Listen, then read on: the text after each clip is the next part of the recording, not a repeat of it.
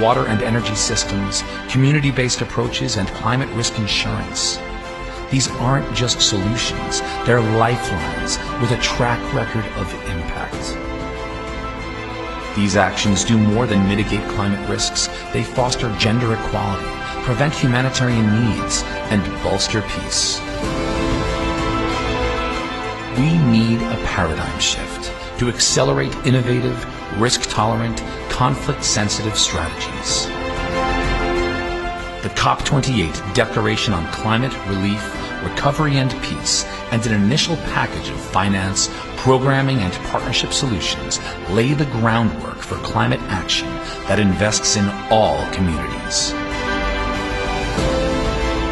Now is the time for bold, united action.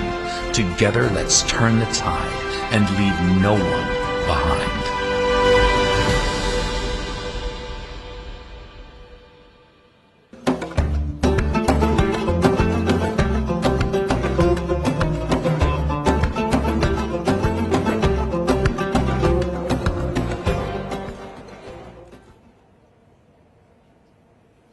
Excellencies, distinguished guests, frontline community representatives amongst us, representatives of the media, ladies and gentlemen, good afternoon to you all.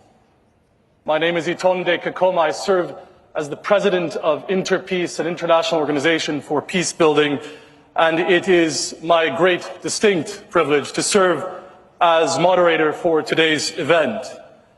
Further to this, it's my privilege and honor to welcome you to this signature COP28 presidency event of Relief, Recovery and Peace Day and the launch of the COP28 UAE Declaration on Climate, Relief, Recovery and Peace and accompanying package of solutions designed by a wide spectrum of climate, development, humanitarian and peace-building actors to accelerate climate actions and resourcing for people in areas threatened or affected by conflict, fragility, or facing severe humanitarian needs. Now, at this moment, let me welcome with distinct honor our official hosts at COP28, the government of the United Arab Emirates, represented by Her Excellency Reem Al-Hashimi, the Minister of State for International Cooperation, for opening remarks. The floor is yours, Your Excellency.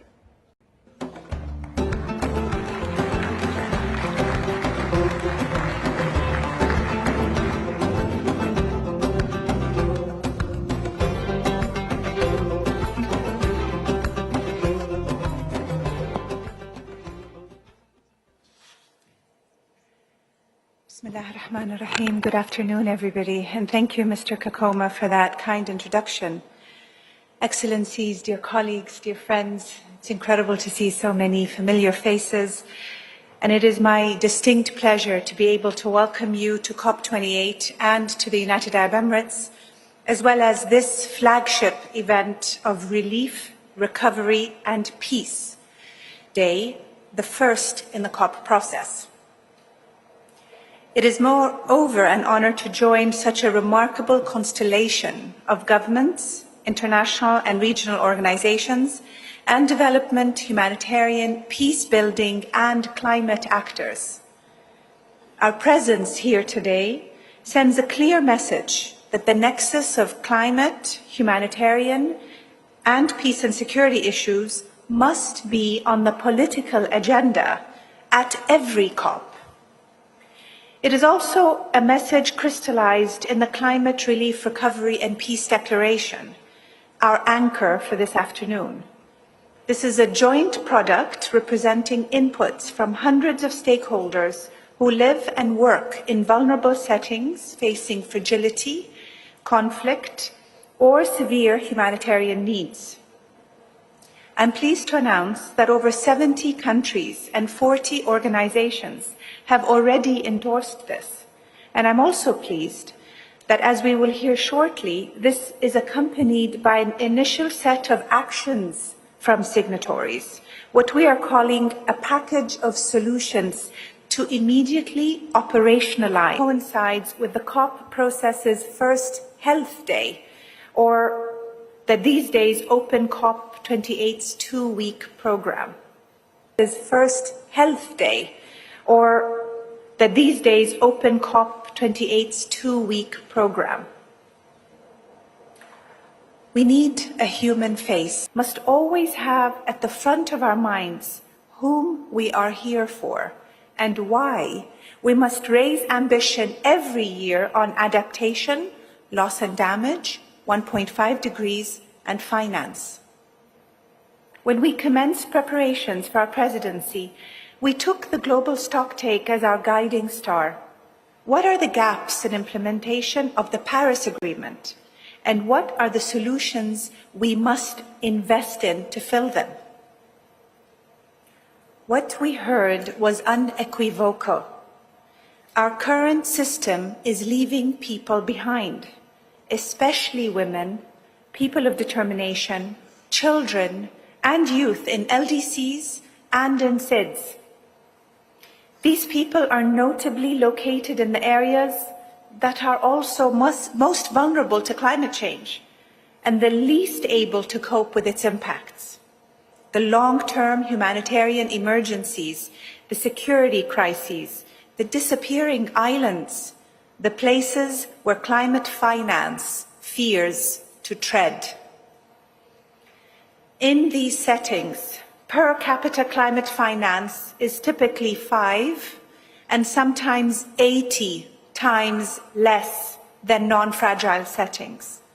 In many cases, humanitarian actors who are meant to be the last resort become the only resort. Over the last year, stakeholders, especially those in this room, have repeatedly flagged this gap as the blind spot of the climate sphere. We cannot have a meaningful response to the global stocktake without acknowledging it.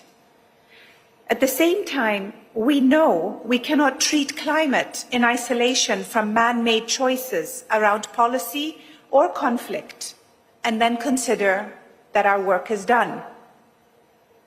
And we also know the broader scientific context.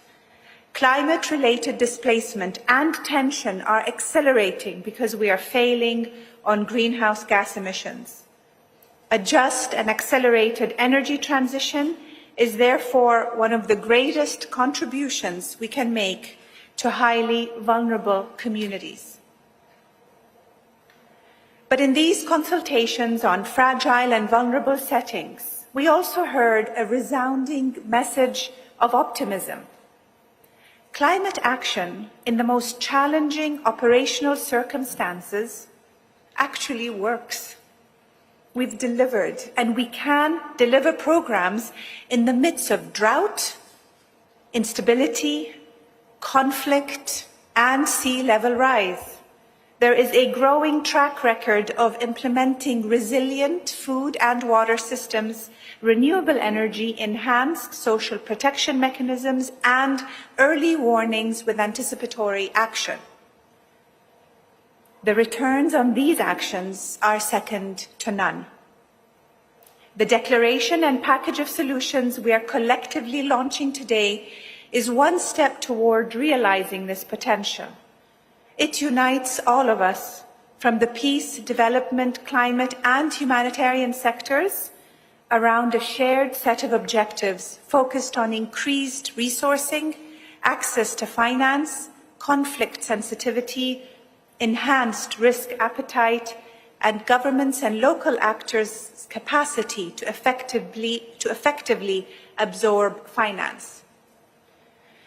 We will hear today from diverse speakers about how the Declaration's objectives can be achieved and what the next level of ambition can and must look like. The UAE and the COP presidency are committed to this work stream and are confident that with even more partners and resources on board in COPs to come, a climate-resilient, more peaceful future is possible. While this is the first Relief, Recovery and Peace Day, let it also be the inaugural one. Thank you all so much for your time and attention. Thank you.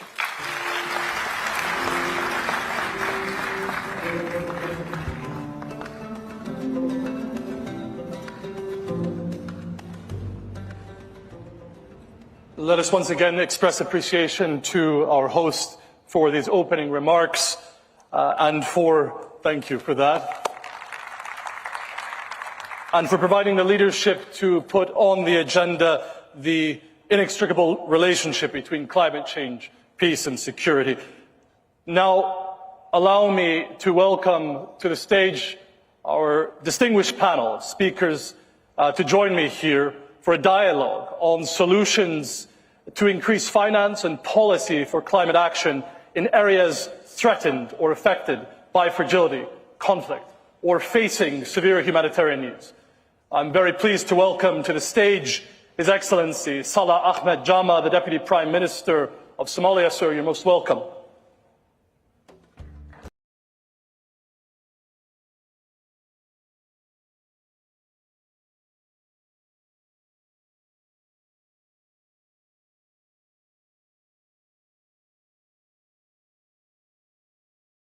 Passionate advocate from Yemen, you are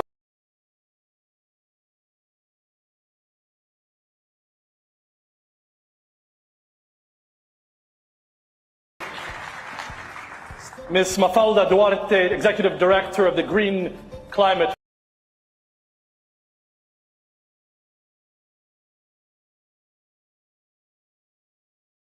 You are most welcome to the stage.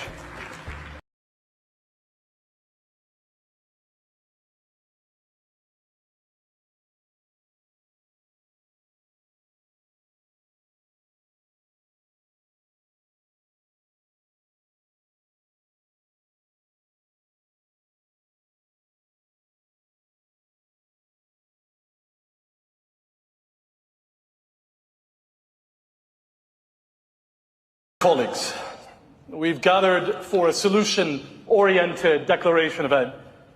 Your Excellency Salah Ahmed Jama, the Deputy Prime Minister of Somalia, allow me to start with you, if I may. It would not be an overstatement to say that climate change is wreaking havoc on people's livelihoods and security, and this intersection is a harsh reality, sir, in countries and communities particularly affected by fragility and conflict. Now, the cost of inaction is high. Sir, what, from your perspective, are the top two things you believe need to be addressed to make climate action, and specifically finance, more relevant in the most challenging of settings? And how can the Conference of Parties process contribute to this? The floor is yours. First of all, allow me to thank the organizers of this event in identifying a very important, what has been classified as the blind spots of planning for climate financing and global stocktake in terms of fragile-prone, conflict, and climate change-impacted countries like that of Somalia. Let me give you a prelude. As we sit here today, almost one-third of the Somali landscape is flooded, which means people's life and livelihoods have been highly disrupted. This might be the current face of Somalia, but on the other hand, we are doing a whole host of other things to revive the Somali state and improve the livelihoods of our citizens. By the end of this month, Somalia is supposed to complete its HIPC initiative, a process that took us over 10 years of very prudent and constraining fiscal disciplinary measures.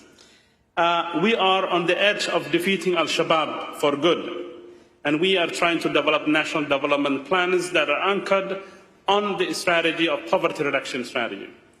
As we try to do all those things to improve the livelihoods of our citizens, who are by nature very resilient and very capable people, blessed with livestock, the longest coast in continental Africa, and an entrepreneurial people, climate shocks have the capacity to hinder any possible progress we can make in the security front, in the state building front, and in economic growth. So to come to your question, Somalia is part of series of countries that are highly vulnerable to climatic shocks, but are the least beneficiaries of global climate finances. Our National Determinate Contribution Plan, currently in its revised form, estimates that Somalia would need $16 billion to 2030 to combat climate change. But we only get about $300 million a year, mostly in programs that are more responsive rather than preventive. So my conclusion is the global financial instruments put in place after the Paris Agreement must account for situations like Somalia, and the focus should be on structural transformational interventions rather than responses, early warning system, and scaling up climate finance to address the fundamental structural issues so that people can cope and live with climate change. Climate change shocks are not surprises or unanticipated incidents anymore. They're becoming a norm and a way of life. That would be my opening remarks. Thank you. Thank you, Your Excellency. And we hear very clearly the structural transformations and interventions that need to take place. And with that, we turn to Your Excellency Bendito Freitas, Minister of Foreign Affairs and Cooperation of Timor-Leste. The question here is, why is the intersection of climate change, peace and security important in today's world? And why must the world rally support to increase climate action and financing, specifically for countries and communities affected or threatened by fragility or conflict? The floor is yours. Thank you very much. Timor-Leste is a small island state. We just have our freedom. It's a nation state more than only 2 decades. And we have faced the situation in the long journey of our struggle for freedom. And we also have experienced the difficulties of peace, recovery, and reconciliation. And we had in the whole process, as a new country, we just revealed it from the difficulties that we faced after our referendum. And we work hard with our leaders and support from the international community. We have developed a strategic plan for coping with the development of the country, as well as to respond to the challenges of climatic and other threats. It is also to inform that last night we just had an experience, not Timor-Leste, but there was an earthquake, which is also in the part of Mindanao in the southern Philippines, also affected Timor-Leste. It's really one of the challenges we face.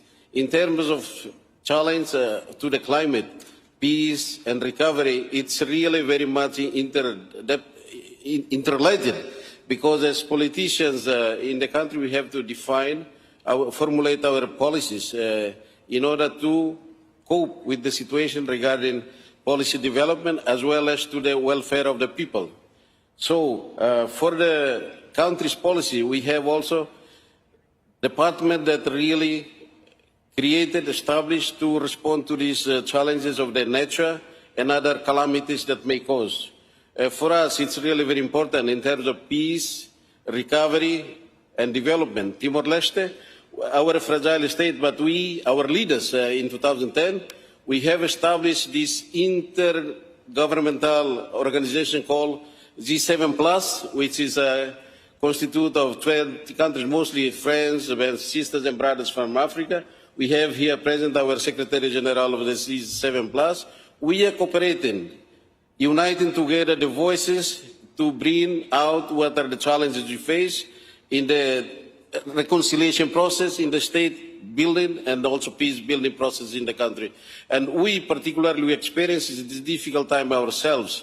And that I think it's good to cooperate with other countries in the region, particularly in Asia and also Pacific, to address the issues that we are facing.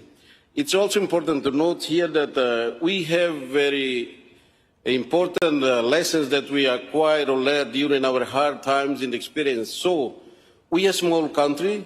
We do not have much resources, but we have our natural resources, oil and gas. With the little thing that we have, we are supporting our brothers, those who are probably affected by the situation. Let's say, for instance, a few months ago in Morocco, Timor-Leste provided support of $1 1.5 billion to support Moroccans in that situation difficult. Does not mean that we have everything, but we have little that we have. We have our fraternity for our fellow human beings. So this is really important. And importance for the communication with our leader, with the global coordination policies. And so far, it's also to inform here that we are moving towards our preparation for the full membership to ASEAN. This is also a link that in terms of regional access, very important for us to coordinate on this matter, on the climate mitigation process, everything we are coordinating with our neighbors in the region. Thank you. Thank you, Your Excellency. And with that spirit of solidarity you described, we turn to Ms. Rukia Abdallah, a young climate leader, an advocate from Yemen. Ms. Abdallah, climate change has already impacted lives and livelihoods, we know, in Yemen, and further compounding existing crises, humanitarian, resulting from conflict. How do you see your role in contributing to solutions for climate action in places such as Yemen, as I know you're an advocate elsewhere as well? And what are the top 2 things to achieve at this COP to ensure your generation does not inherit further risk and vulnerability? First of all, let me thank you for having me today in this session. And I would love to thank the initiative of having this declaration on peace, recovery, and relief, especially for us coming from most conflicted countries in the world. I would like to just highlight that countless numbers of people and lives in Yemen, Syria, Palestine, Somalia, and Sudan are being affected by climate crisis. And having me today among these panelists just remind me of these people and their stories with the floods, droughts, and displacement. And that was basically the reason that urged me to act, and not only to amplify their voices, but only to turn their stories and their suffering into solutions. Living in one of the conflicted areas doesn't give us that space to have climate change solutions, and doesn't give us even the opportunities to work against climate change. And me coming from Yemen, which is a country that 70% of people are food insecure, having climate change issue is not like something that we do care. They consider it as a secondary issue, so they're not even giving us the space. However, with the unstoppable power that we do have within the young people in our country, we managed to conduct the first local conference of youth on climate change and environmental issues, and we targeted 400 young people with the resources and knowledge that they need to face the climate change and to represent their voices. And happily, proudly, I would say that we do have 3 of our Yemeni colleagues from Yemen, Ghadir, Amir, Mustafa, Muhammad, they're participating in the regional COIs and the global COI, and they are participating today with us in the Conference of Party, which is considered one thing that I would be so proud. And one other thing we managed, after being stopped several times, taken into consideration the political concerns that we're facing in our country, we managed to bring all stakeholders in the same table. Yes, we managed to just bring all our stakeholders among one table, and we produce one comprehensive report within our demands on climate change and environmental issues. Regarding my hopes for COP28, I would just remind all of us here that our generation is the most impacted generation. If we're not getting this seriously now, and if we're not addressing the climate issues that we're facing, and having the loss and damage fund established like 2 days ago, it is an incredible start. But I would encourage the developed countries to have like more contribution to this fund, as personally I believe that the amounts that were mentioned will not be sufficient to cover all the needs compared to the needs that we're facing. One other thing I would hope that we achieve during COP28 is climate justice when distributing this fund, considering the conflicted areas, especially in the MENA region, as we're not getting that much fund for development. We're only getting the fund for the humanitarian aid only. And today I'm here not to present only my voice, but I'm representing and carrying hopes and fears of my generation, which were afraid of our future, that maybe climate would steal our peace. Thank you. Thank you for this. And you hear the round of applause. Thank you. We now turn to His Excellency Alvaro Leiva, Foreign Minister of Colombia. Yo pienso que se posiblemente en español también. I think, but I have to check. Is that correct, colleagues? No, it's It not is not, correct. so in English. I'm fluent in English, but I would prefer to speak Spanish, but it seems that it's impossible. So I'll try to do it in English, okay? We will try together. Okay, I'll try to do my best. Thank you. Colombia is only 1% of the solid Earth. 1%. Even though it's only 1% of the solid Earth, it produces almost one-sixth of the biota, flora and fauna, okay? So it is incredible. We have all sorts of resources. First of all, the humid tropical forest, flowers, fauna. We're supposed to be, with Costa Rica, our Pacific coast, up to the middle of Ecuador, the richest country in rainfall. There's a town in Colombia, in the Pacific, that it rains 360 days a year. I was Minister of Mining and Energy many years ago, and the Germans gave me the inventory, the water inventory, and by those days, many years ago, we were the third country in water supply, rivers, oceans, because the Andes, it's a huge, high, beautiful mountains, straight from the south of the continent up to Colombia, and when it gets to Colombia, it opens in three. So you have different climates, different balancing between the three main chain mountains that are found right when the country begins in the southern part. You have all possibilities. At the same time, I'm talking about the light, the sunlight. It's one of the places where it's the brightest during a very long period of time daily. So instead of having only one possibility of having one, how would you call it? I'm talking about from the point of view of agriculture. We can have up to two phenomena, cosechas. It's I don't know the word, I forgot the word in English. Understand. Okay? So it's very, very unique. We have problems. It's difficult. We're talking about the peace process. We're known for our peace processes, and I mentioned it because I was told before that you were going to make a reference to the peace final process. agreement and the chapter That is on correct. biodiversity. That is correct. But we have learned quite a lot. Quite a lot.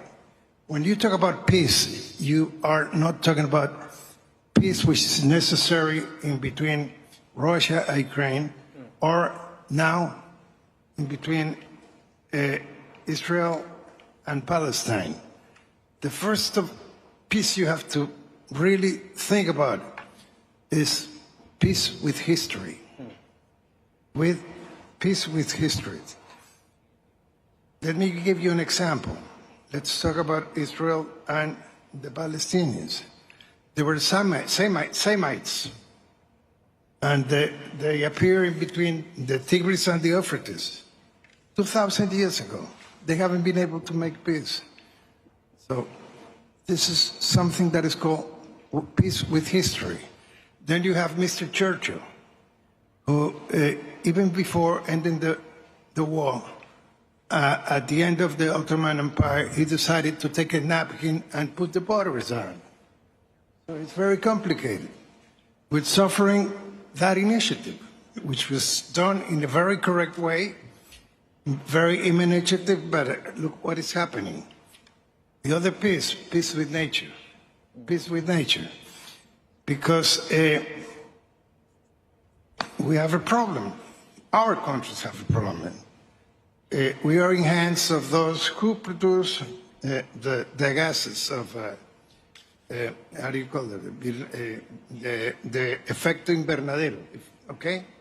I don't know if you are following me. Yes. I'm trying to be as clear as I like. Sir. And we're in hands of China on one side, and the other side, United States, and some other countries. But actually, we're victims. We're victims. So when I come to places like this, experiences like this, I've been in many of them. I have talked to a lot of countries, and they're always making the same questions, talking about how to do things we haven't done much since the Paris Agreement. We are not even in the middle of the road because the clock is turning back instead of going further. So this is something, let me talk, I know time grants a lot, but let me complete the idea.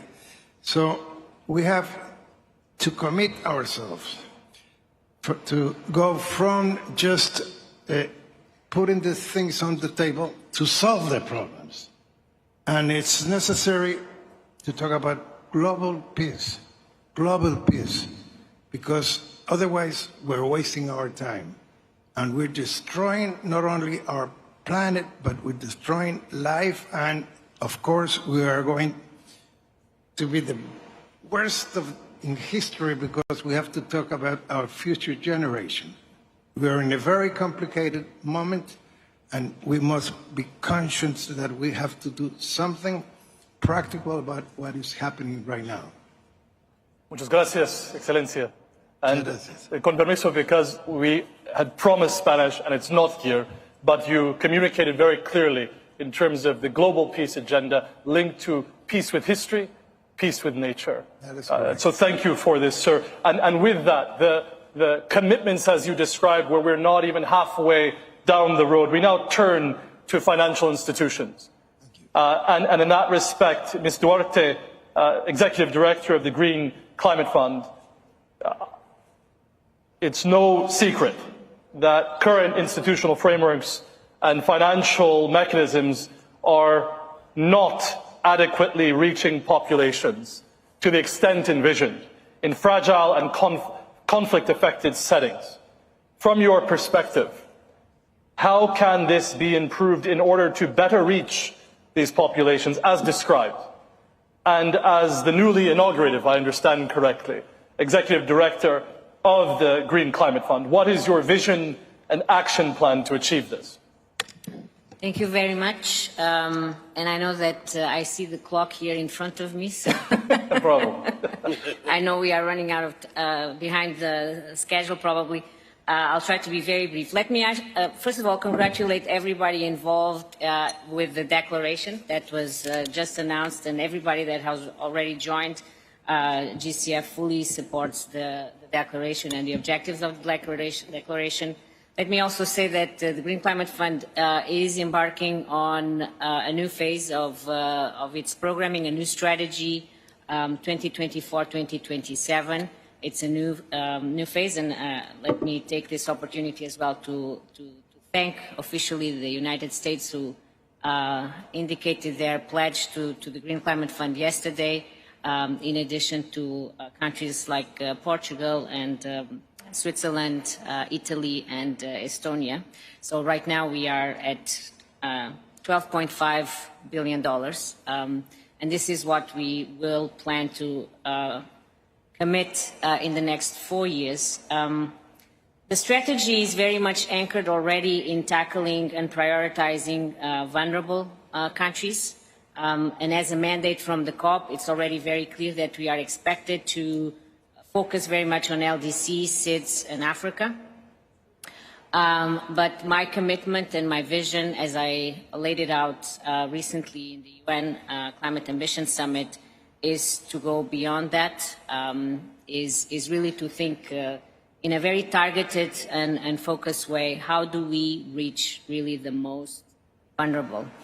And we know very clearly that in fragile and conflict-affected states, this is where the most vulnerable people live. So it is in terms of vision and commitment. Now, how to get there? I'll just say a few things. We are also committed to understand more and better how we more effectively reach these communities, and I hope that we can also forge and establish strong partnerships with the humanitarian community, who has a lot of experience on how to actually deliver support to these. In addition to this, we are well placed, and we take that responsibility seriously, because of course these are situations and circumstances that call for not the standard approach of the way we deploy support. So we have the possibility of taking more risks than most of the financial institutions, and therefore we want to really look at critically how we take advantage of that flexibility and possibility that we have at our hands, and how do we take more calculated risks. But it's also important to have robust safeguards and make sure that the voices of these communities are heard. Luckily, we have a policy, a gender policy, indigenous policy, indigenous people policy that actually call very deliberately for that. But we also have an intent to look at what should a policy look like for fragile and conflicted affected countries. So I know you are looking at me. I'll stop here. Thank you very much. Looking at you with great fondness and appreciation, because, and I'm sure colleagues in the room, not least of which being principal leadership from UNHCR, from IFRC, from OCHA, from WFP, from ICRC, and many other humanitarian agencies, heard that reference to ensuring connectivity also in the humanitarian space. So thank you for this, and to assure you we are spot on time. So thank you. We now turn to furthering the question of solutions vis-à-vis finance. We heard it from the opening remarks, and it's continued since then. Ms. Ana Bierde, Managing Director of Operations of the World Bank. As a key international climate finance provider to fragile and conflict-affected countries, what do you see, further to the remarks we've just heard, as the main challenges and priorities for scaling climate action and finance in these settings? And what innovative approaches is the bank deploying to bring effective adaptation and resilience support for communities affected by multiple, compounding, overlapping threats? If you would. Thank you so much, and great to be here with you. And let me also start by really acknowledging the importance of this declaration, the first of its kind, and really applaud the presidency of the UAE for the leadership in coming to the stage. It's very important. I also want to just emphasize, as we've heard others say, how much the countries that are fragile and in conflict are also the countries that are the most on the front line of the climate crisis. Just from the analysis that we do on a continuous basis, we see that FCV countries, as we refer to them, are face 3 times more extreme weather events than any other countries in comparison. So I think when you ask what are some of the challenges, I think we have to really keep an eye on some of the numbers. I'll continue with some of these numbers because it's what keeps us very focused on why we need to double down on this. 25 of the most climate vulnerable countries in the world, 15 of those are also on our list of fragile and conflict affected countries. So there's a huge overlap between climate vulnerability, climate crisis, as well as fragility and conflict. And if unaddressed, climate change can push an additional 132 million people into extreme poverty, which of course already is a worry of us because we've seen unfortunately, the digression on poverty reduction. And they also worsen the drivers of fragility. Just as an example, we see it every day. We talked about it in a panel earlier today, how droughts fuel poverty and conflicts among pastoralists around the world. So what are we doing? What are some of the opportunities? At the World Bank, we're really focusing on three things. Of course, one of it is finance. You mentioned it. We're a large provider of finance, both on climate as well as to countries in fragility and conflict. Again, we have a concessional arm, our IDA arm, which is our fund for the poorest, and we have increased this 300 times, the financing to countries that are in fragility and conflict. So we provided about 10 million in 2016. Now we're at about just over 3 billion, and we're continuing to increase and lobby for more funds for the countries. Second, analysis is very important. The data is very important. And here we've introduced something called the Country Climate and Development Report. One of the first we did was actually for the countries in the Sahel. And what it showed that by 2050, the countries of the Sahel could be losing up to 12% of their GDP because of climate change. So we really need to really focus on this as well. And then finally, partnerships. We heard, of course, from the Green Climate Fund, the wish to partner much more with humanitarian agencies. I have to say the World Bank really does. We also partner with CSOs. We find this incredibly important in our delivery of support to countries. We see a huge interplay between humanitarian and development. We also see a huge interplay between climate and development. And I think what we've heard on this COP is the very important link between humanitarian and climate because of the exacerbation that climate brings on poor communities and communities that are the most vulnerable. So, again, really welcome this declaration. It raises the profile of this very important issue. But now we need to make sure we go from declaration to action. So we'll be watching that space. Thank you, Ms. Ana Bierde, and join me in thanking our distinguished panel, His Excellency Salah Ahmed Jama, His Excellency Benedito Freitas, Ms. Rukia Abdullah of Yemen, His Excellency Alvaro Leba, Ms. Mafalda Duarte, and Ms. Ana Bierde. Thank you so much. Please join me.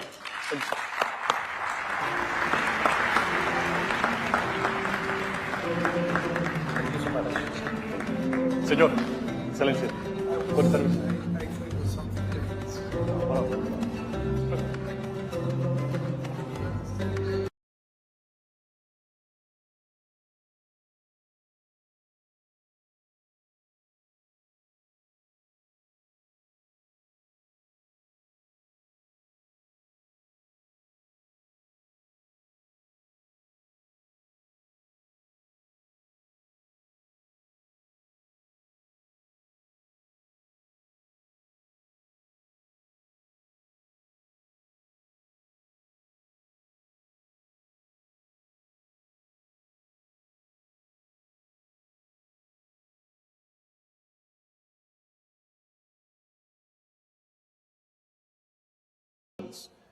Allow me now to welcome member states and partners to convey their commitments in advancement of the package of solutions from the stage.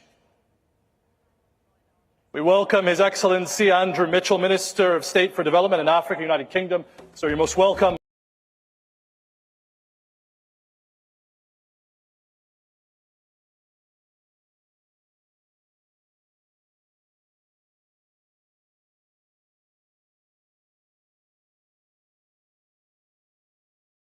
Most welcome.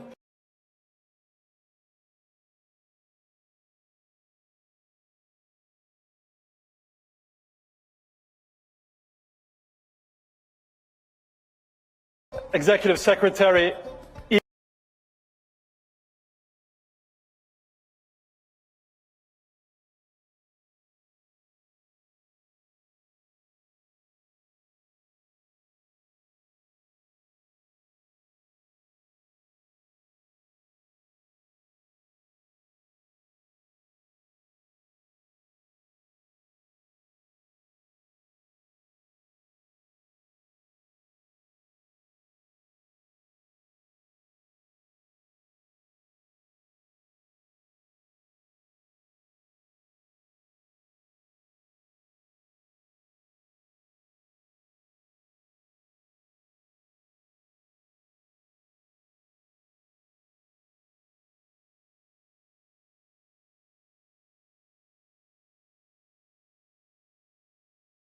Indeed, and thank you very much to His Excellency Sultan Al Jaber for inviting me to champion the Relief, Recovery and Peace Day. And I welcome the focus the COP28 presidency has placed on bringing our humanitarian development and climate efforts together. Today's declaration makes clear the pressing challenges the world faces and the need for bolder collective action to support vulnerable countries. We must ensure that their voices are heard, and we must together work to deliver the far-reaching changes necessary to build a more secure and resilient future.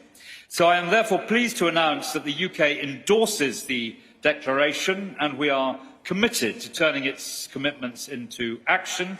It is vital that in responding to crises, we also set out a pathway to long-term sustainable development. And that is why Britain will develop a new and separate fund of up to 15% of our humanitarian aid to build resilience and adaptation. This will reduce the impact of future disasters, helping those directly affected to prepare better and to adapt. So next year, Britain will provide £1,000 million, £1 billion of humanitarian aid and set up a separate fund, the RAF, at 15% of that value to ensure that we build in, following these awful disasters, resilience and adaptation so that the next time these disasters strike, they have much less impact. And this reflects the urgent need to increase the flow of public and private climate finance into the region and to build resilience and support the emerging green economy. There is no doubt that it will take bold, swift and wide-ranging action to build the more secure, peaceful and sustainable world we want to see. So it's heartening to witness the level of collective ambition here in the room and at this conference overall. Thank you very much. Thank you. Please. His Excellency Minister Silk of the Marshall Islands. The floor is yours, sir. Thank you. I bring you warm greetings from the Marshall Islands. In our language, we say yake. We welcome the declaration on climate, relief, recovery and peace, and are glad to support it. We know that this historic transition we must deliver in order to live up to the promises of the Paris Agreement and must leave no one behind. As a highly vulnerable country and a fragile state, the Republic of the Marshall Islands faces extreme impacts from the climate crisis. Our fragility has not held us back from ambition. We were the first to submit an enhanced NDC, one of the first of the shifts to submit an adaptation communication. And this week, we will launch our National Adaptation Plan.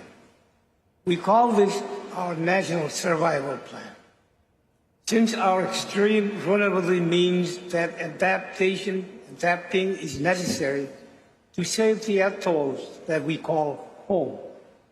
We are making difficult decisions in my country.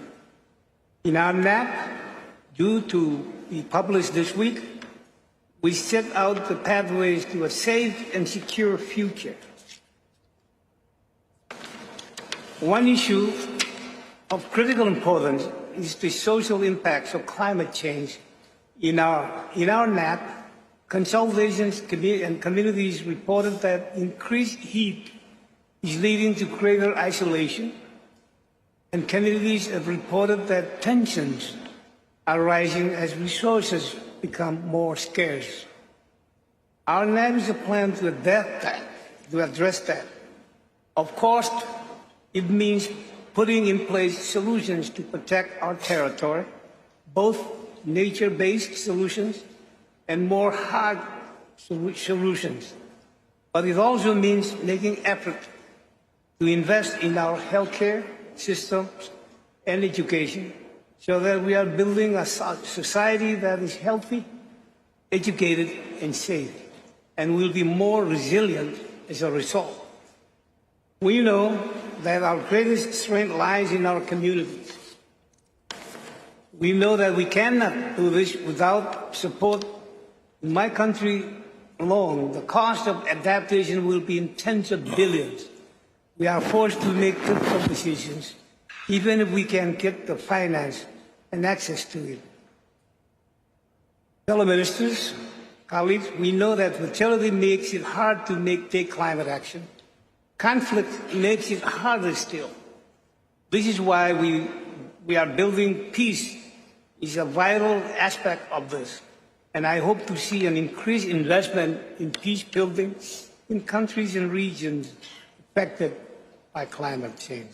Thank you, Commander. Thank you, Your Excellency. We now turn to Her Excellency Anne-Bette Tvinnerim, Minister of International Development of Norway. Velkommen. Tusen takk, Itonde. Thank you very much.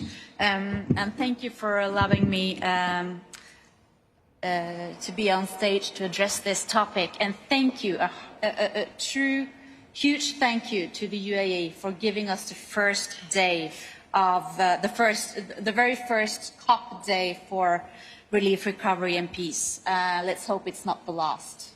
It's truly appreciated. Norway fully supports the Declaration on Climate Relief, Recovery and Peace. And we know that roughly 1 out of every 5 countries throughout the world is affected by conflict and fragility. We're talking about nearly 1 billion people affected. And we all know that climate vulnerability exacerbates the underlying fragility, being it conflict, heavy dependencies on rain-fed agriculture, weak capacity, policy buffers, and vice versa. I'd like to highlight very briefly 3 issues. First, that climate shocks compound conflicts.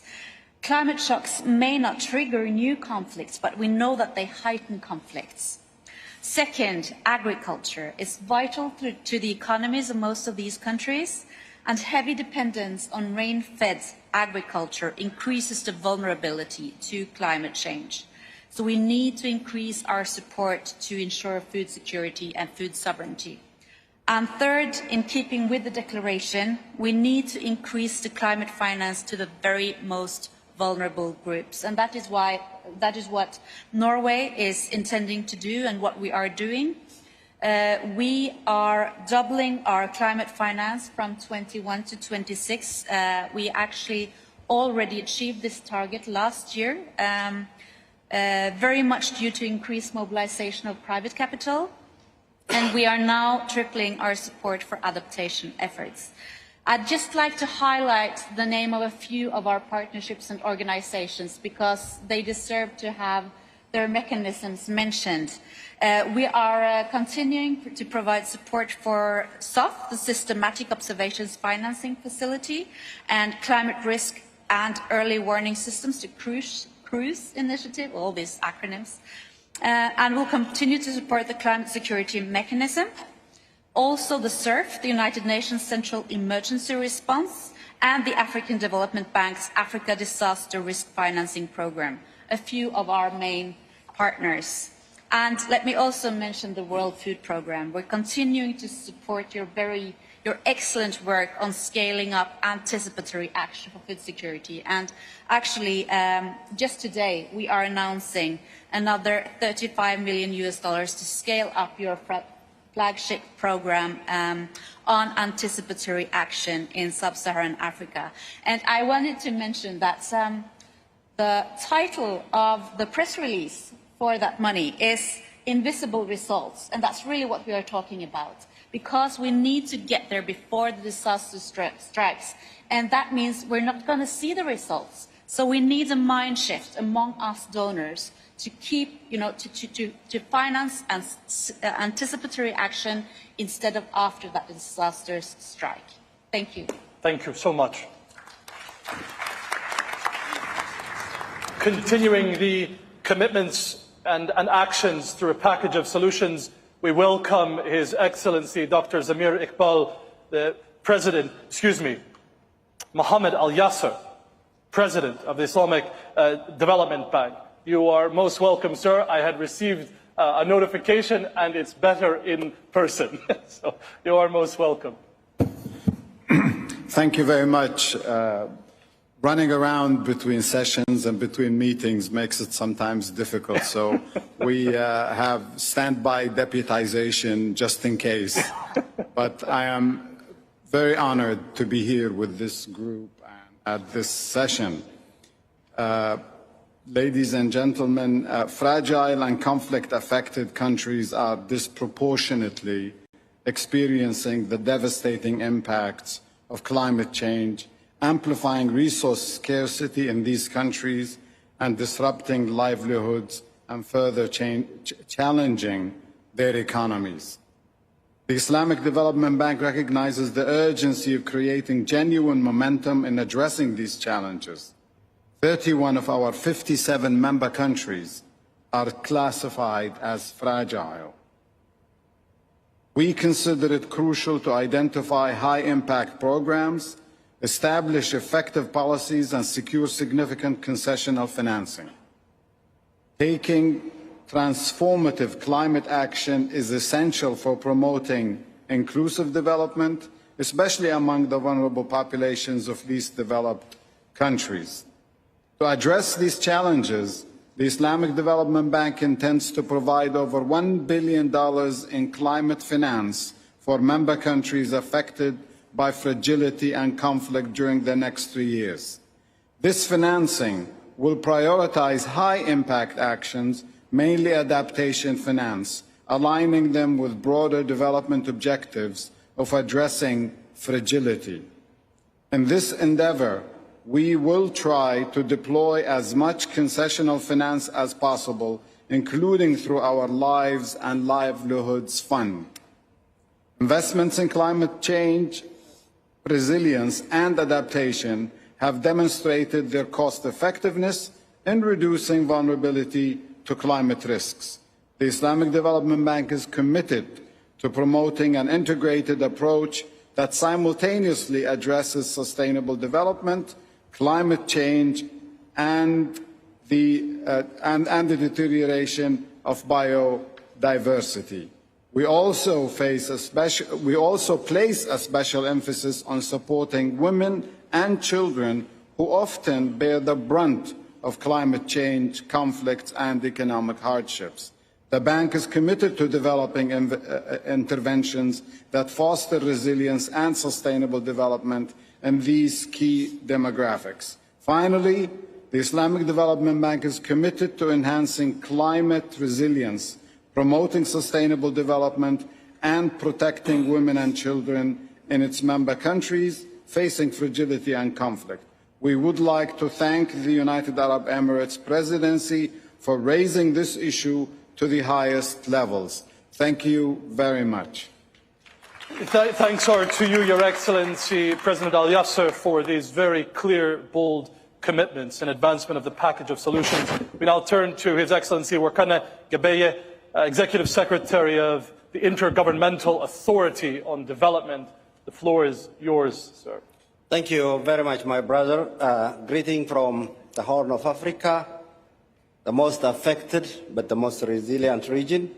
Excellencies, as we gather for 28th Annual Climate Conference and this historic inaugural global stocktake, our region in the Greater Horn of Africa is among those on the front line of climate crisis.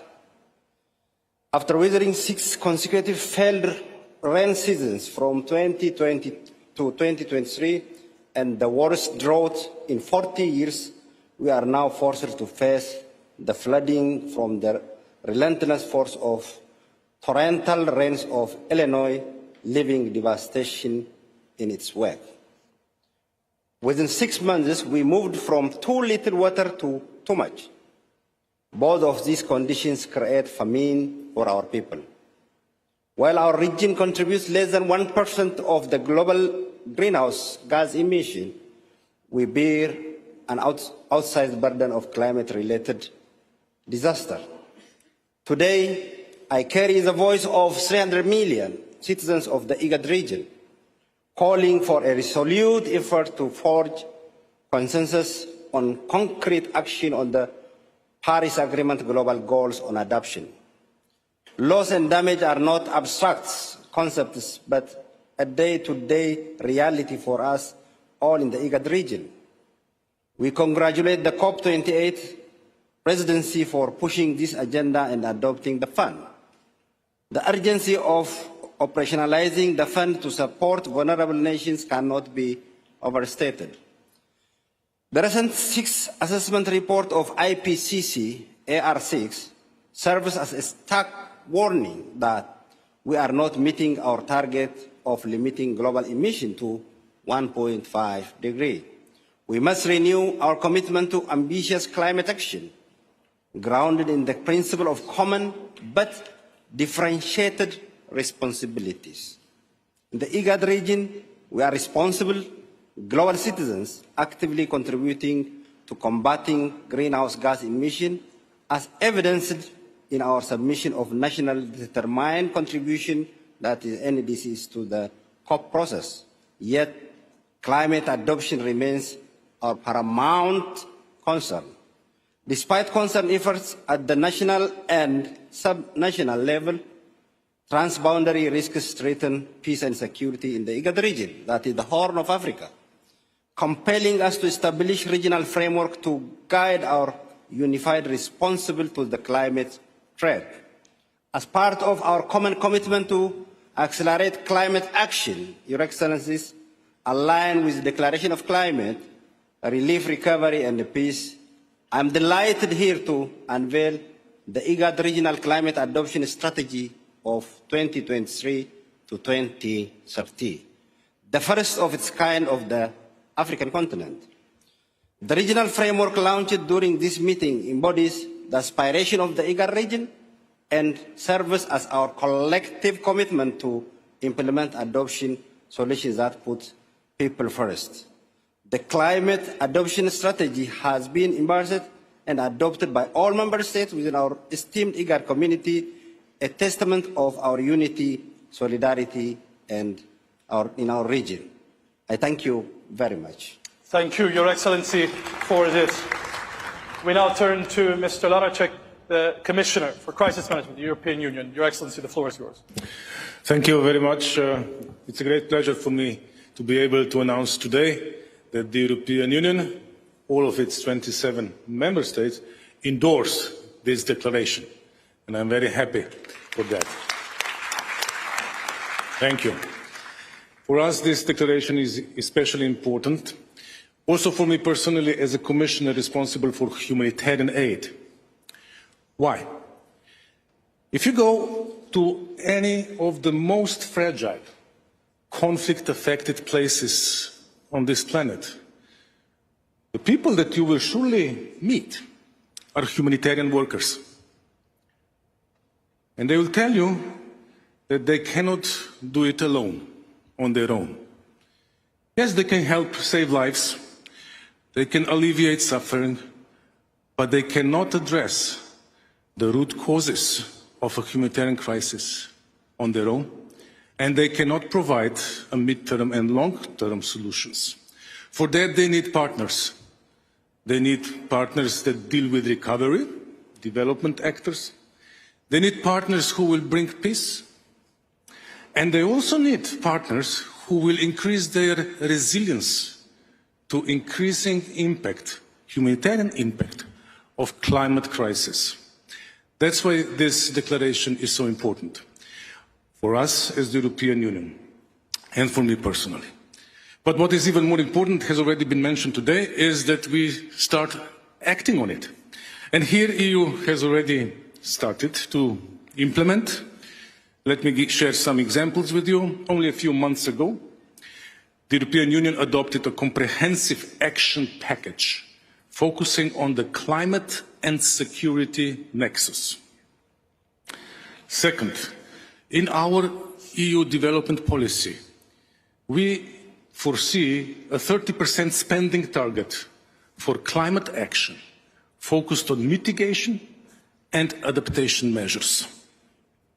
And third, also in the humanitarian funding of ours, we will dedicate 80 million euros to reinforce the disaster preparedness of vulnerable populations around the world. So this is why we really welcome this declaration, and we salute all the partners who have already endorsed it. Thank you. Thank you, Excellency. We now turn to Madam Cindy McCain, Executive Director of the World Food Programme. The floor is yours. Thank you.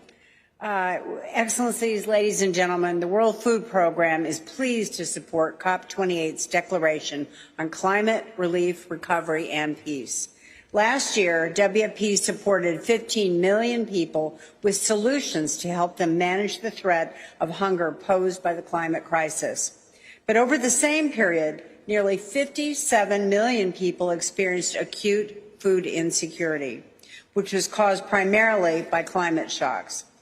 This tells us we need to substantially increase investments in programs that protect the most vulnerable communities from climate-induced hunger. And this is especially true in fragile countries, which receive only a fraction of the climate investments of other nations. The COP28 Declaration on Climate Relief and Recovery and Peace aims to change the imbalance. It's designed to scale up financing for solutions which will enable the most vulnerable communities in the most vulnerable and fragile areas to better protect themselves. WFP stands ready to support the implementation of this important declaration, and we will work with governments and our many, many partners around the world to ensure its success. First, we will provide financial protection against climate hazards to at least 10 million people by 2025. We will do this by expanding our anticipatory action programs to 40 countries and scaling up climate risk insurance solutions in 25 countries. Second, WFP will work with communities to rehabilitate 3 million hectares of degraded land by 2030. This will enable at least 10 million people in sub-Saharan Africa to become more climate resilient and increase their long-term food security. Third, by 2030, we will support 35 countries to strengthen the climate resilience of their food systems in collaboration with our partners. This requires integrated solutions and action which will manage climate risks throughout food systems and enable 4 million farmers to reduce post-harvest losses. Ladies and gentlemen, if we're going to stem the rising tide of hunger and humanitarian needs around the world, we must step up our investments in climate prediction and protection systems, and we must do it with a clear commitment to target more support to the most vulnerable communities in the most fragile regions of the world.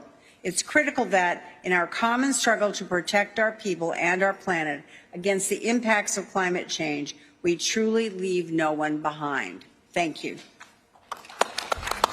Join me in thanking this first set of a package of solutions which demonstrates the leadership required to fulfill the promises of this COP. Thank you again for all of the commitments. Please. I have Mr. Mardini, the Director General of ICRC, who is looking at me suspiciously and with great apologies to my dear colleague. Director General Mardini, thank you. I saw eyes coming my way and I thought I couldn't be saying something that smart. Thank you. ICRC is at the front lines, as we know, of these crises, as we heard from so many in terms of visiting situations. So, Director General, I salute you. Thank you so much, Ikonde. I'll be very brief. Excellencies, colleagues, ladies and gentlemen, for several years now, the ICRC has been consistently calling on strengthening climate action in conflict settings. So we very much welcome the fact that the UAE presidency decided and managed to shine an official spotlight through this day on this critical issue. So the Climate Relief, Recovery and Peace Declaration is an important statement of the political will needed to achieve this goal. We are proud at ICRC and I think within the Red Cross and Red Crescent movement to endorse it wholeheartedly, as well as other humanitarian and civil society organizations that has done likewise. This is a good first step. Now we need giant steps towards concrete, accelerated action in support of those suffering on the front lines. In so many places where we work, we see a staggering gap between global commitment to inclusive development and leaving no one behind and the reality on the ground. This is something that we bear witness to within the Red Cross and Red Crescent movement every single day. A lack of development, an over-reliance on rain-fed and unreliable agriculture, and insufficient access to water, electricity, and critical essential services. Such deficit in development jeopardizes climate adaptation, and to strengthen people's resilience to growing climate risk, sustainable access to energy and water is absolutely key. So too are resilient livelihoods. And in that sense, effectively strengthening climate action in conflict setting requires addressing development gaps in a climate-sensitive manner. And let's be clear, this cannot be carried out by humanitarian actors alone. The only solution and the silver lining is radical collaboration across the board with development and climate actors who have more expertise, who can operate at a larger scale and over longer timeframes. International financial institutions, multilateral development banks, they have access to financial resources and mechanisms that enable the longer-term responses that are necessary to adaptation. At ICRC, we are familiar with the realities of operating in unstable settings. We work closely with communities and we witness firsthand the risks they face due to conflict, violence, and due to climate change. We can share what we know, and in all the projects that manage to reinforce the resilience of communities, they all share common features. They are context-specific, they are sensitive to the local realities, they are conflict-sensitive, and aim to tackle the root causes of people vulnerability, and they are provided in partnership with local authorities, with local communities, with service providers, such as municipal water providers and agriculture ministries. But there are still major gaps. We need to do more, and it's about where these responses are implemented. It's about their depth, breadth, and timescale. And doing better is possible. We need to do more, we need to do better, we need to do faster, and it needs to start now. Thank you. Thank you. Director General Mardini, through you, I think many of us express deep appreciation for the frontline work precisely on the issue of climate, peace and security that the ICRC in the context of the movement is advancing. I will increase my volunteer hours as Red Cross, Red Crescent for my own mission. Please forgive me. Join me again in thanking our distinguished panel.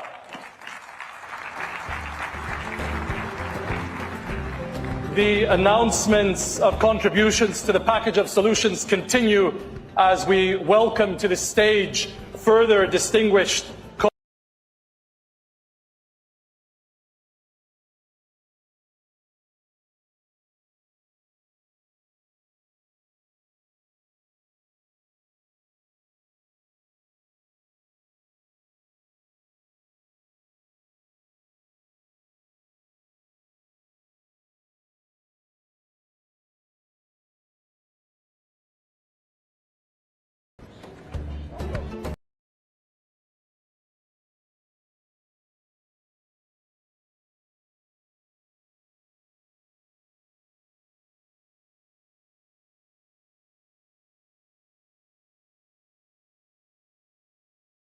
if you would, and I would encourage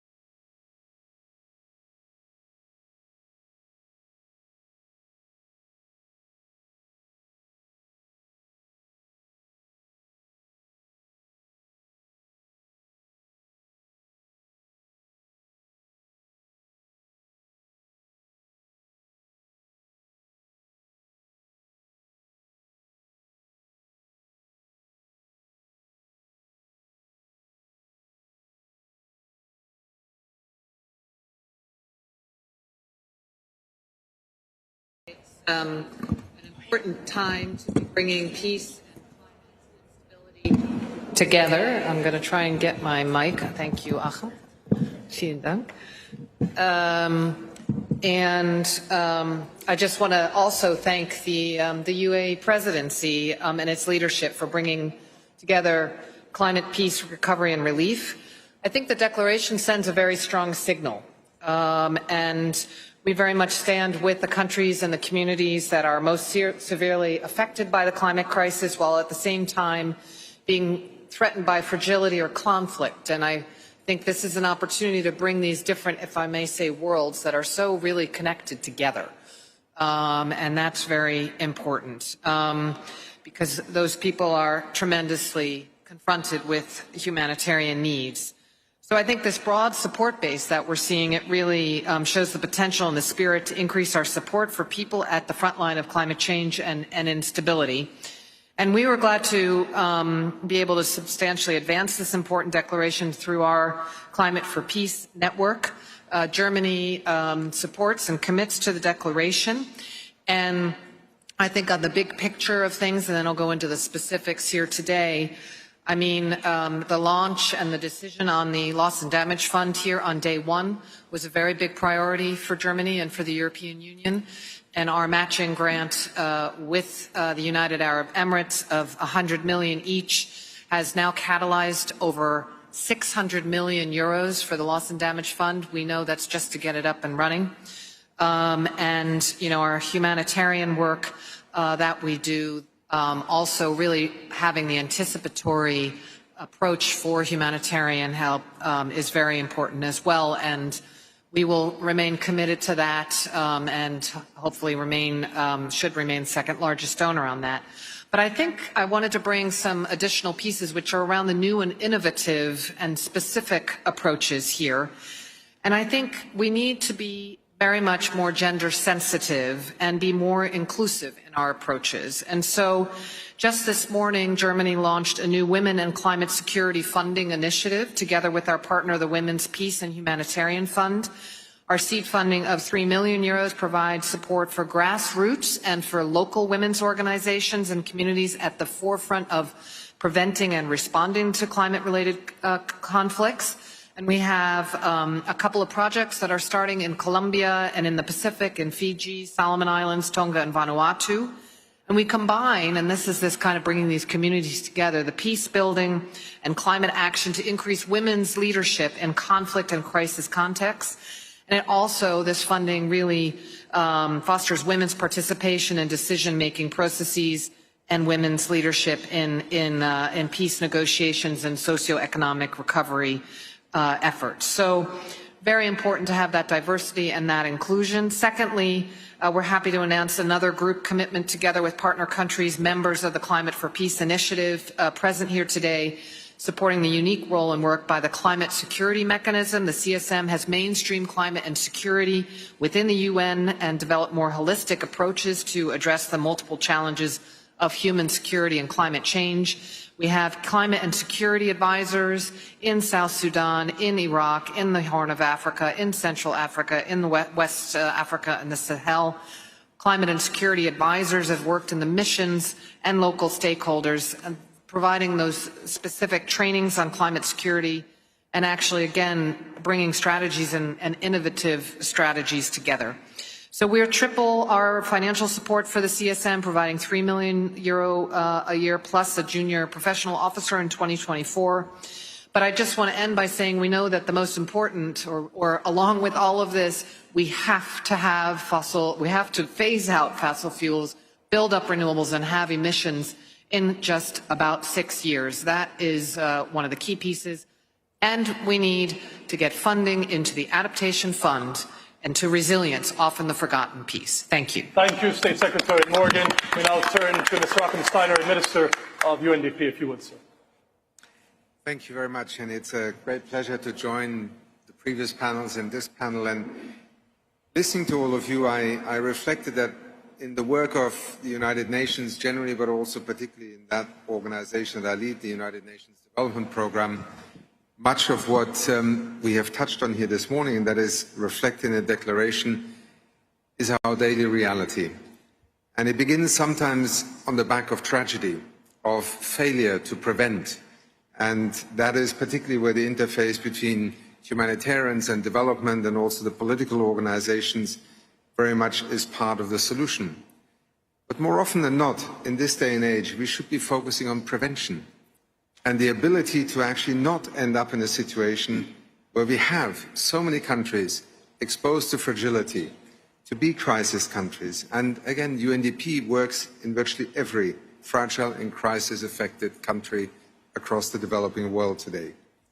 It is part of the reality with which we try to both help people recover, find the development pathway out of crisis, recognizing that climate resilience and adaptation are fundamental building blocks of rebuilding livelihoods, but also long-term strategies. The climate security mechanism, Jennifer, that you just referred to, together with UNEP, UNDP and DPPA, our Department of Political Affairs, is another form in which we have tried to bring these different threads together, sometimes at the global level also, because policy making matters, recognition by leaders matters of these integral pieces that we need to deliver. As the largest climate implementing and also often in terms of peace and recovery implementing entity in the UN family, we have a very significant portfolio, and as of this very moment, over $450 million are being invested, particularly in fragile and crisis countries, in order to address climate vulnerability and, more importantly, how to make development more resilient. So, in coming today to this meeting, I want to also recognize the United Arab Emirates. I think it is an important signal to send. It is certainly a reality that many on the ground and on the front lines of climate change have been living for many years already. Thank you very much, and thank you also for the support that Germany just offered to the climate security mechanism. I think it is seeding these initiatives that will help us to move from analysis, recognition and rhetoric to action. Thank you very much. Thank you so much, sir. Please join. We now turn to Ms. Inger Andersen, Executive Director, United Nations Environmental Programme. Please, if you would, ma'am. Thank you very much, and I will echo what Akim said and essentially also very much thank all the supporters to the climate security mechanism, Norway mentioned before, and now Germany and many others. But I also want to salute our friends at the UAE for really putting this for the first time at a COP agenda. We from the United Nations Environment Programme, we are acutely aware, and we start from the western side of the Sahel, and you go all the way to Afghanistan and across, and you see that where climate is giving people punches, too much water, too little water, insecure around harvest, etc. Yes, there are other aspects, politics, ethnicity, religion, etc., that are driving conflict, but as you peel the layer of this onion, there is always climate. And so the reality is, as we heard from Executive Secretary Wagner Gebeyev from IGAD, that these countries are taking hard hits. We from UNEP are privileged to be based in Kenya, and we have gone through 4 years of extreme drought. In the northern part of Kenya, we meaning Kenya, lost 1.5 million heads of cattle. And you might say, well, yeah, okay, that happened. Well, when cattle are lost, then, of course, families go poor. And so before this crisis, there was 1.5 million kids in school feeding. After the crisis, there are 4 million kids in school feeding. Now, is that climate justice? Will that be eligible under the Loss and Damage Fund? These are the kind of conversations that are hard. Similarly, we need to consider the debt distress of many of these countries. They've taken out loans to build roads and infrastructure. The infrastructure is washed away. The loans are not washed away. What does climate justice look like in that regard? And that is what pulls the rug under the structures of the state to enable the state to begin to build so that you can have strength in the state and avoid insecurity.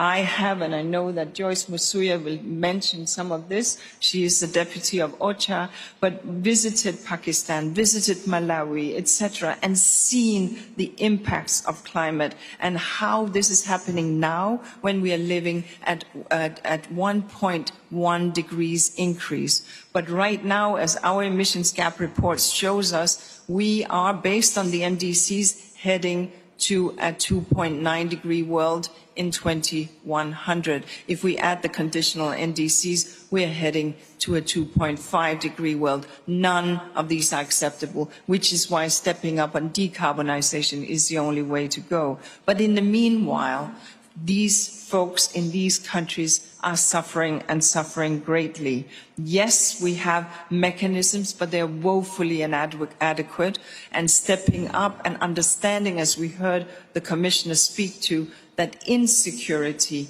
climate disasters often go very much hand in hand. And insecurity is a thing that we should all be deeply concerned about. So we from UNEP, like UNDP, have worked on this for a decade. We do much of the analysis. We work together with those that have the boots on the ground, and we come in with the environmental analysis and support countries.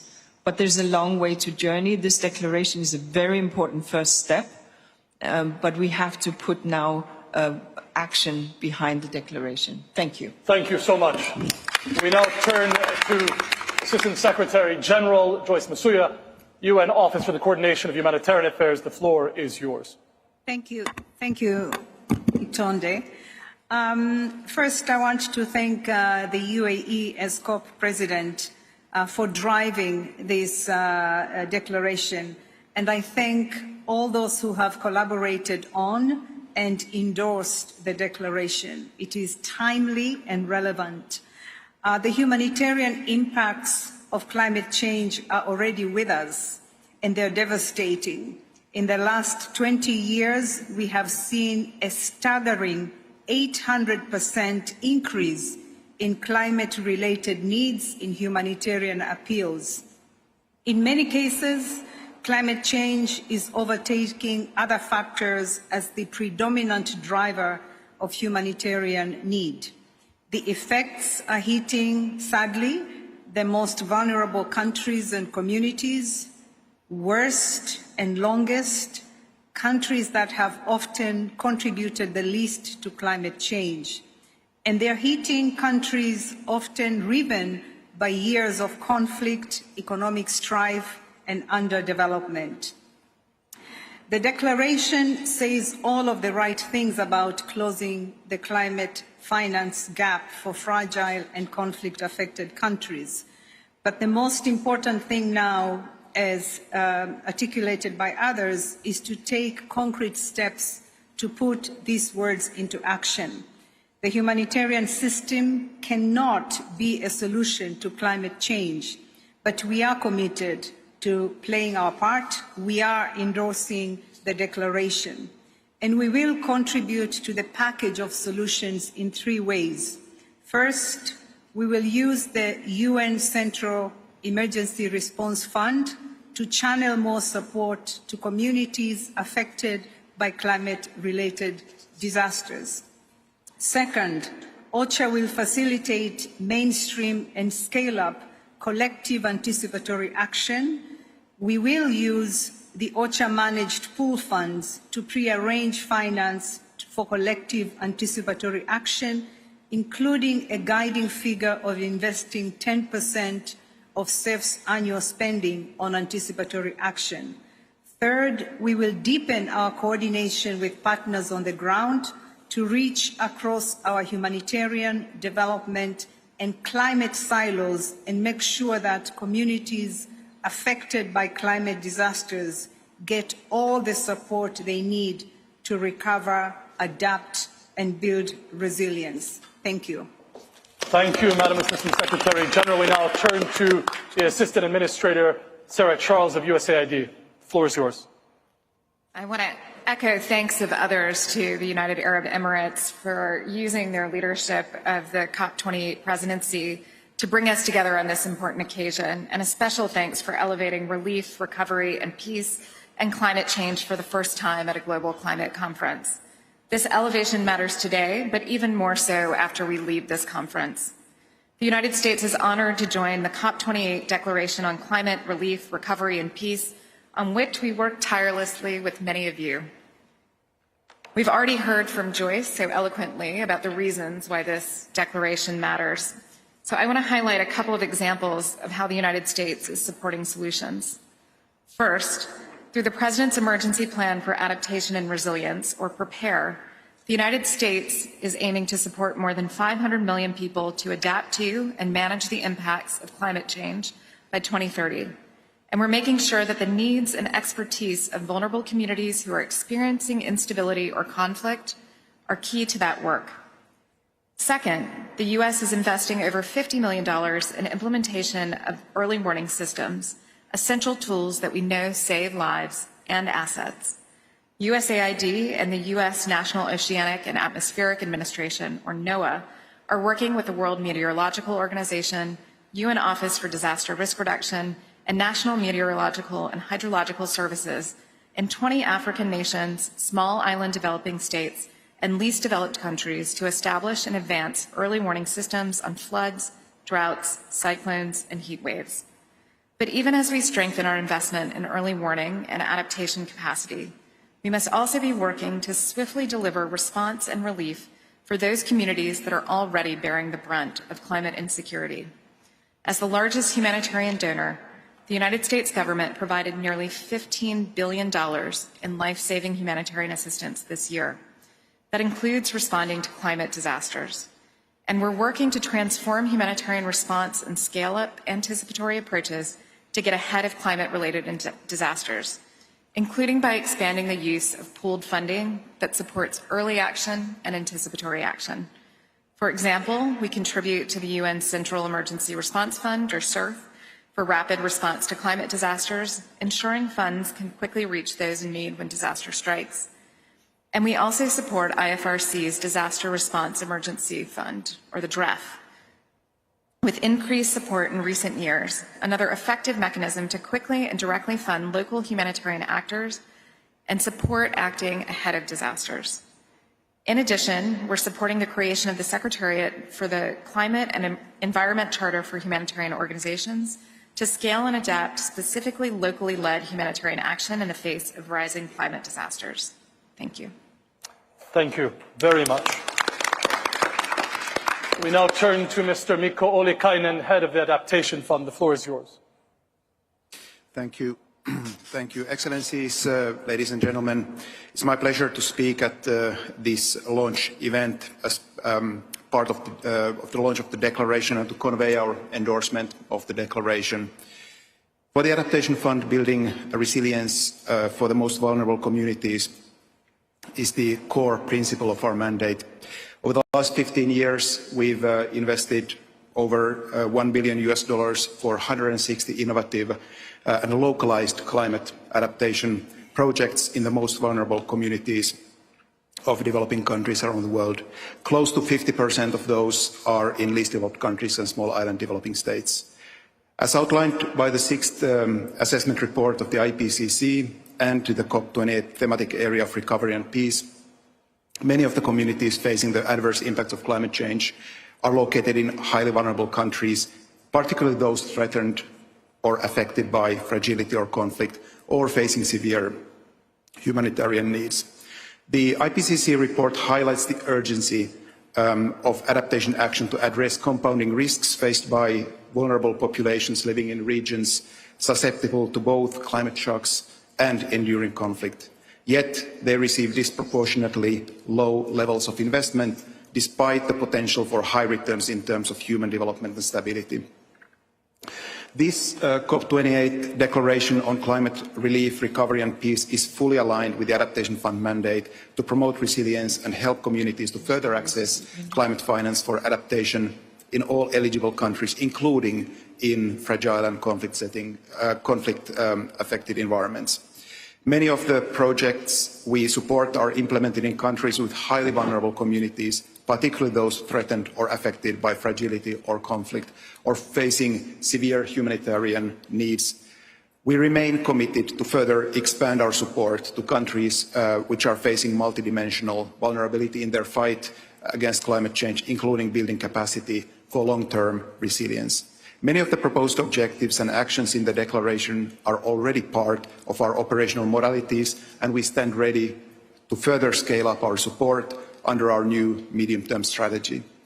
For example, through our enhanced direct access window and expanded windows on locally led adaptation slated to be operationalized next year, we will enhance local ownership and participation, empowering communities to implement climate adaptation projects tailored to their specific needs. Addressing climate change issues needs to be inclusive. We stand ready to collaborate with partners in this room to address the compounding risks faced by vulnerable populations in countries experiencing both climate shocks and enduring conflicts and fragility. Thank you. Thank you, sir. We turn to Mr. Jagan Chapagan, Secretary General of IFRC. Sir, the floor is yours. Thank you, Tunde, colleagues and friends. Of course, we fully endorse and support the declaration. And here I would like to say maybe one proposal and three solutions. The proposal is that, when you talk about humanitarian development, climate relief, recovery, or peace, the convergence point is the local communities, the people who live in the communities. So my proposal here is that let's put the local leadership and local action at the center. Community leadership and community action at the center. That's how the peace gets built. Now, from the IFRC point of view, three solutions I want to share with you is, number of colleagues talked about our disaster response emergency fund. We have committed to spend at least 25% of that fund on anticipated action to make sure that the relief and recovery can happen as rapidly as possible, because that's extremely important in saving lives and livelihoods. The second, and very important, and I want to build on what my friend Akim already said, would it not have been better if we had invested 30, 40 years ago to minimize or avoid the current fragility and conflict? Now, at the moment, we are focusing on fragility and conflict, but by ignoring that investment in 30, 40 years, we may be contributing to create new fragility and conflict. So it's extremely important that investing in resilience building, in development, to ensure that we minimize and avoid the fragility would be extremely important. Here, from the IFRC, we have established what we call the Global Climate Resilience Platform. We aim to invest $1 billion in next five years in climate-affected communities to build that resilience. The resilience communities minimizes the chances of fragility and minimizes the conflict. That's the contribution we want to make.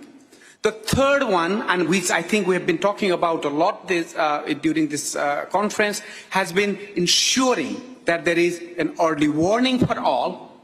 That early warning is backed up by financing so that the early action can be taken. And by doing that, you again contribute in building the resilience, and by doing that, you reduce the fragility, and by doing that, you contribute in building the peace.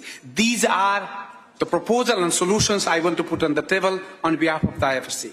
Thank you. Back to you, Attorney. Thank you, Secretary General.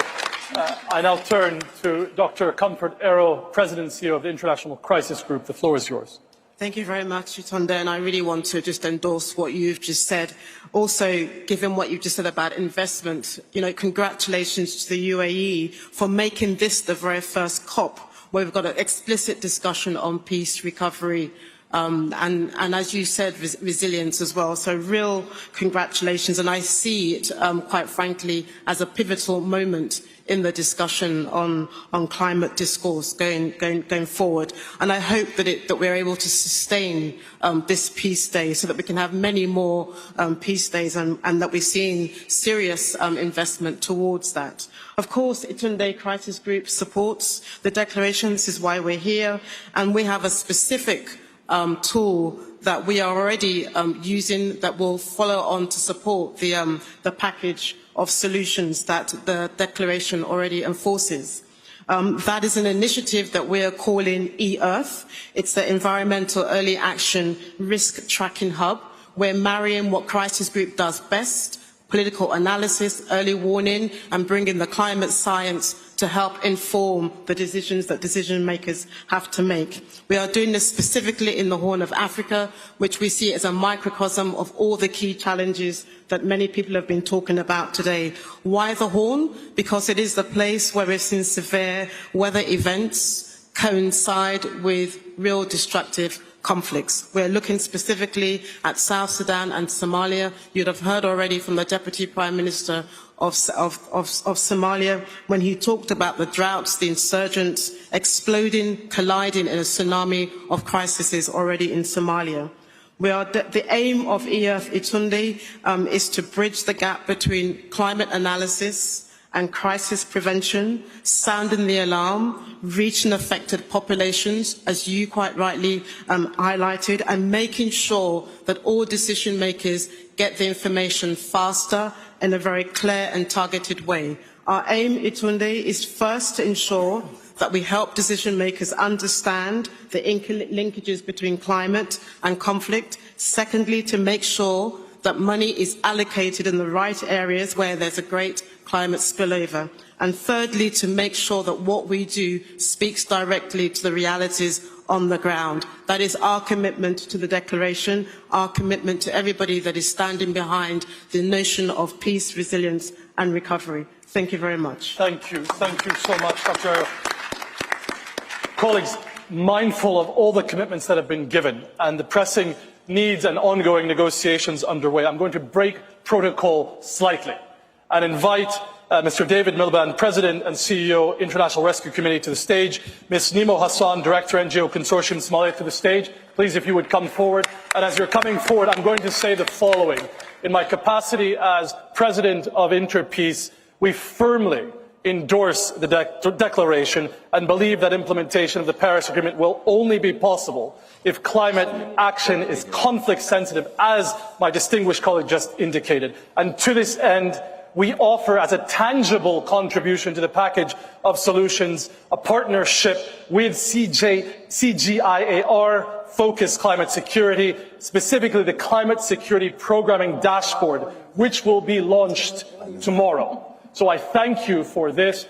We turn to you for closing remarks, and we will equally applaud our distinguished panel at the same time. Please, Mr. Miliband. Thank you very much indeed. It's a tremendous honour to be here, Excellencies, ladies and gentlemen. It's absolutely right that Nimo Hassan, on behalf of the Somalia NGO network, will conclude this landmark debate and this landmark session. I'm just going to say a few words about what I think comes out of the declaration. We don't need reminding, and certainly the people that we at the International Rescue Committee serve don't need reminding, that conflict and climate go together. 16 conflict-affected countries, all in the top 25% of climate vulnerability, represent 60% of global humanitarian need. They are living out the tragedy of the climate conflict interface today. What I think has come through this debate is that a declaration is great, but it only achieves something if the words are turned into action. Previous COPs have made other commitments about other subjects, and it's been way too slow to turn the words into action. We have to resolve today that the words of the declaration are turned into action in key areas. Action to make sure that risk mapping includes the communities affected at a granular and local level. Many good new initiatives on risk mapping. Let's talk to the people, let's bring them together. Secondly, absolutely vital that we innovate for climate adaptation in fragile and conflict states. That innovation needs to be anticipatory in its effects, but it also needs to get to grips with the tragedy of livelihoods being laid destitute by the climate crisis. Thirdly, no more fear of using civil society and working in partnership with civil society between the multilateral agencies and local civil society. It's civil society that has the reach where the mainstream system fails. And finally, let's have action to bring together climate finance with humanitarian finance. The separate stovepipes have been separate for far too long. Final word. Humanitarian action is the first step on the road to development. Reduce the suffering start to make the improvement. Let us resolve that when we meet in a year's time, there are not just more signatories to the declaration, but the number of people suffering humanitarian need is going down, not up. Thank you very much indeed. Thank you, Mr. Miller. Please, the floor is yours for a final remark. Okay. Assalamu alaikum. Good afternoon, ladies and gentlemen. As a frontline humanitarian, as a Somali sister, as a friend, let me tell you, we, the Somali people, are coming to terms with the impact of concurrent droughts. 5 failed rainy seasons, now comes El Niño and the horrendous flooding. What I'm about to share is the reality of climate crisis. What stays with me is a day last year at an IDP camp in Kismayo. We heard of Ubah, a 4-year-old daughter of Jawhara. Ubah could not keep food down and was constantly ill. The next morning, she died. Her mother, Jawhara, said she will always remember her daughter as the happy little girl. A couple of days ago, I visited Baidawa and Beledweyne in South Central Somalia, 2 of the worst affected cities by the El Niño rains. The situation was deplorable. Hakima, a mother of 4 children, including 1 disabled, had sought refuge at the displaced people's camp due to conflict. Thrice, she's been displaced. This time, not by drought, but by floods. The urgency could not be clearer: to do better, to act faster, to build resilience together. The launch of the COP28 Declaration on Climate, Relief, Recovery and Peace is a welcome step forward. Thank you to all those who endorsed it. We celebrate another historic moment at COP28, the decision to operationalize the Loss and Damage Fund with pledges. While we all celebrate these steps forward in decisions, we must take big leaps forward in delivery and turn this into action. I always hear about the issue of trust from a donor perspective, but trust is a two-way street. While change is being made on the ground by communities, local actors, and countries facing impact on climate change, trust needs to be also earned by delivering on commitments. There must be a mutual respect for change to happen. We need to ensure that the funding is accessible by the communities, local actors, so that they can make informed decisions. The funding needs to reach them fast so they can act before disasters. It needs to be flexible because our needs are not static. They change just like everything else in life, just like the climate is changing. The funding needs to be multi-year, long-term, be additional to humanitarian fund to ensure adaptation and development takes place, not at the cost of humanitarian needs. Funding must be grants so that people least contributing to the climate change do not pay for the actions of others. As David said, we need to take risks. Just because we're risk averse due to our own bureaucracies, rules and regulations and red tape does not mean that we need to kill the hopes of dreams of millions of others. The risk of inaction is far greater. We need to reach women like Hakima, who can ensure that her disabled child can have a better future and not fear every time it rains. We cannot have another child of Jawhara be taken away because of our inaction. The ball is in our court to act and play the fair and just game. Time is of the essence. Let us leap forward together. Thank you. A word of appreciation, please, to our final speakers and to our distinguished panelists who are still here.